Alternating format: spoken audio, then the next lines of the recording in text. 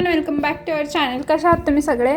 तर आज मी तुमच्याशी शेअर करणार आहे अगदी क्विक झटपट अशी स्वीट रेसिपी, जी तुम्ही आता येणाऱ्या रक्षाबंधनला ट्राय करू शकता, किंवा आता कोणत्याही सणाला, जसं की गणपती, गौरी गणपती येणार आहेत त्या सणाला देखील ट्राय करू शकता. अगदी झटपट थोड्याशा इन्ग्रेडियंटमध्ये बनणारी ही रेसिपी आहे.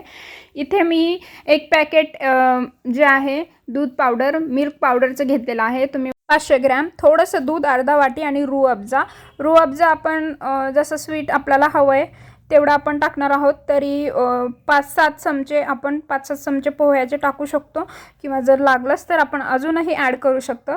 आणि यात साखर मी घेतलेली नाही आहे, कारण की रूह अफजामध्ये गोडसरपणा हा खूप असतो, त्यामुळे वेगळी साखर वापरण्याची गरज नाही. पॅन ठेवलेला आहे, गॅस चालू केला आहे मी.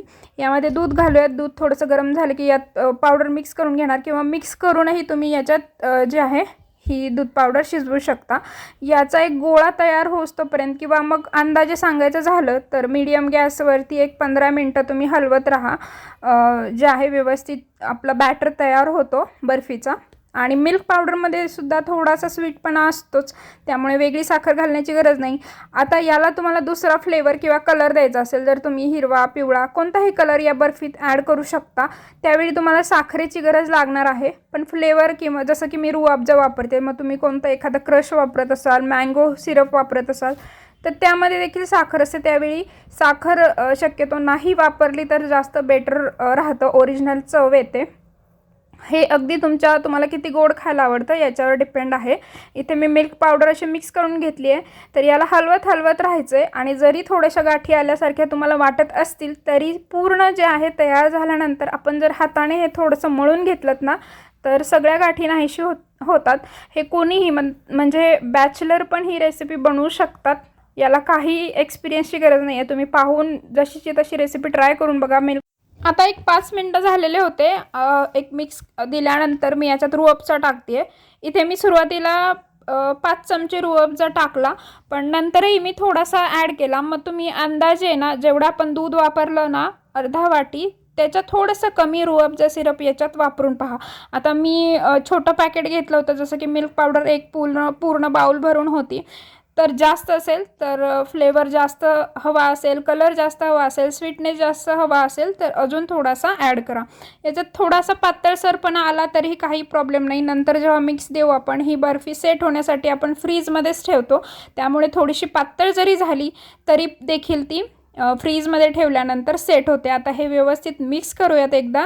याच्यात मी अगदी थोडंसं तूप घालणार आहे, 1 चमचाभर तूप घालणार आहे. तुपाशिवाय कोणतंही स्वीट हे मला वाटतं अधुरंच, त्यामुळे थोडंसं तूप घालणार आहे, जेणेकरून याचा जो चिकटपणा आहे तो निघून जाईल. याच्या गाठी अशा मी सुट्ट्या करून घेणार आहे आणि व्यवस्थित मिक्स करून घेणार आहे.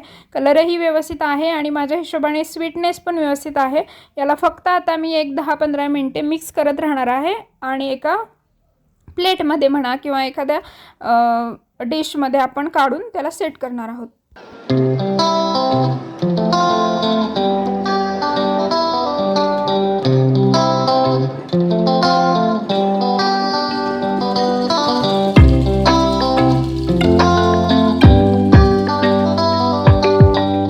आता हे मिक्स तयार करताना एक अंदाज येतो आपल्याला, की सगळं मिक्सचर जे आहे एका साईडला असं गोळा होतं, किंवा तयार झाल्याचा अंदाज येतोच, तुम्ही पाहू शकता. याला आता मी ना थोडंसं ग्रीस करून घेतलं होतं. हे जे खाली काचेचं भांडं घेतलं आहे, याच्यामध्ये मी ही बर्फी सेट करते आहे. जसं पातळ जाडसर हवं तसं तुम्ही याला सेट करू शकता. मी थोडंसं अर्ध्या भागातच सेट करते आहे, थोडीशी जाडसर मला हवी आहे त्या हिशोबाने. या मिश्रणाचा फायदा असा आहे की याची तुम्ही बर्फी तर तयार करू शकता, पण पेढ्यासारखे थोडंसं थंड होऊ द्यायचं आणि पेढ्यासारखे पेढेही बनवू शकता. खूप छानही दिसतात आणि टेस्टीही लागतात. कोणत्याही ड्राय फ्रूट्सने त्याला सजवायचं. आपली बर्फी असो, पेढे असो, आणि जे आहे सर्विंगसाठी तयार. मी इथे थोडेसे पिस्ता जे आहेत पातळसर काप तयार करून घेतलेले आहेत. तुम्ही बदाम घेऊ शकता, पिस्ता, काजू काही घेऊ शकता. पिंक कलरवरती ग्रीन कलर थोडासा उठून दिसेल, त्यामुळे मी पिस्ता घेतलेला आहे. याला मी असं प्रेस करून घेतलं आहे, तुम्ही बघू शकता इक्वली अशी प्रेस करून घेतलेली आहे. थोडीशी जाडसर, तुम्हाला जर पातळ याच्यापेक्षा हवी असेल तर पातळ करू शकता. 2 कलरमध्ये करू शकता, व्हाईट पिंक करू शकता. एक्स्ट्रा ग्रीन कलर टाकून सेम मिश्रणात ग्रीन कलर टाकून ग्रीन करू शकता. पिस्ताचं सिरप असेल तर तुम्ही पिस्ता ॲड करून पिस्ता बर्फी सेम अशी करू शकता. कोणत्याही फ्लेवरची बर्फी अशी तुम्ही करू शकता. फक्त रोज सिरपच्या ऐवजी रुआबच्या ऐवजी दुसरा फ्लेवर वापरायचा. पायनॅपलचं हे वापरून इसेन्स वापरून देखील तुम्ही तयार करू शकता येल्लो कलर टाकून. इथे पिस्ता मी असे स्प्रेड केलेत आणि हे थोडेसे असे बर्फीत आपल्याला प्रेस करून घ्यायच्यात. वाटीने मी इक्वली अशी बर्फीचा वरचा जो भाग आहे सपाट करून घेते आणि याला फ्रीजमध्ये ठेवते एक अर्धा तास सेट होण्यासाठी. अर्धा तास मी फ्रीजमध्ये ठेवल्यानंतर हे पहा बर्फी मस्त कलरही तयार आहे आणि मस्त सेट झालेली आहे. तर याला आता आपण काप करून घेऊयात आणि थोडेसे मी पेढे करून दाखवते, थोडीशी बर्फी, म्हणजे तुम्हाला अंदाज येईल की कसं दिसताना तर तुम्हाला दिसतंच आहे, खूप छान दिसतीये. कलर पिस्त्यामुळे अजूनच छान दिसतोय.